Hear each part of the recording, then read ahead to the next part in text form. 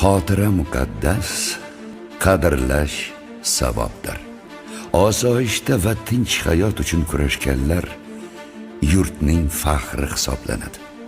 O'zbekistonday jannat makon yurt farovonligi uchun, hozirgi dorulamon kunlar uchun jon berganlar to abad qalbimizda bo'ladi. Tinchlik ko'z qorachig'imizday asraydigan ne'matimiz bo'lsin. Qadr shulkim u yurtda hazrati inson aziz, hazrati inson uchun yaralgan imkon aziz.